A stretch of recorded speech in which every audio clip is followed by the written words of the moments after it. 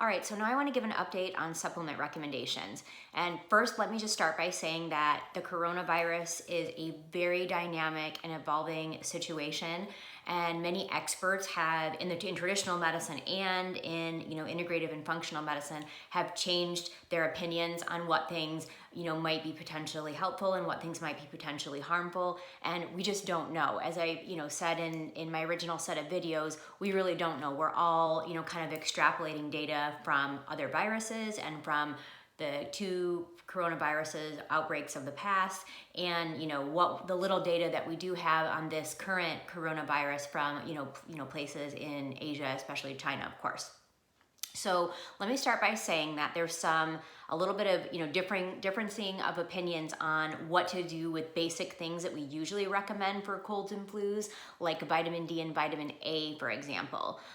There are some people one camp is basically kind of saying, do it because we've got really good data and other viruses on it. And then there's another camp saying, well, things like vitamin D and A may upregulate the ACE2 receptor, which is part of how the virus, gets in and gains access to you and makes, you get significant lung symptoms and even, respiratory failure. But what we really don't know is if upregulation of those ACE2 receptors is good or bad.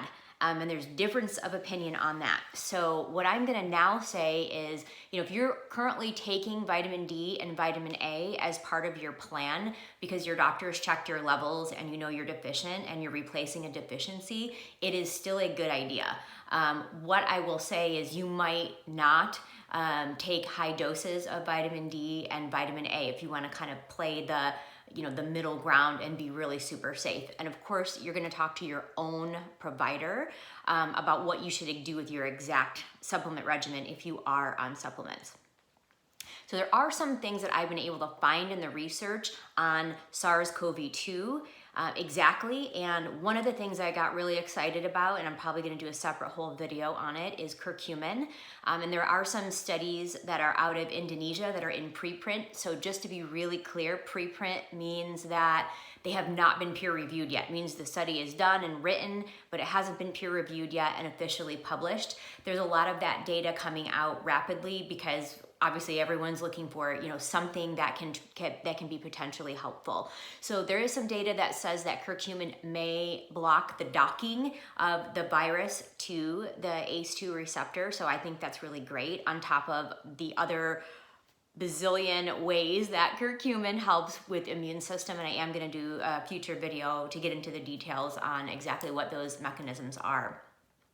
Another thing I found data on was zinc. I mentioned this previously. It appears that zinc, decreases coronavirus replication. So in my book, that, cannot be bad.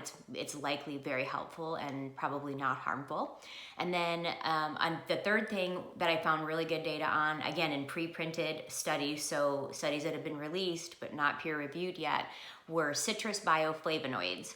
And so the citrus flavonoids, there was one in particular, hesperidin, that was shown to really help, kind of block that ACE2 receptor and the whole docking phenomenon as well. So where can you find, citrus flavonoids? It's really in the peels of, lemons and oranges particularly are high in these. So, and then there's, of course, regular vitamin C or ascorbic acid. And as I mentioned previously, there's a current clinical trial going on with high dose IV vitamin C with, SARS-CoV-2. The data has not been released yet, so we really don't know. But to be honest, even vitamin C, there's, some practitioners are saying maybe it's not a great idea to do super high dose, and others are saying, no, it's really great. And vitamin C does have a fantastic track record with other viruses in helping to, shorten duration of symptoms and even in prevention.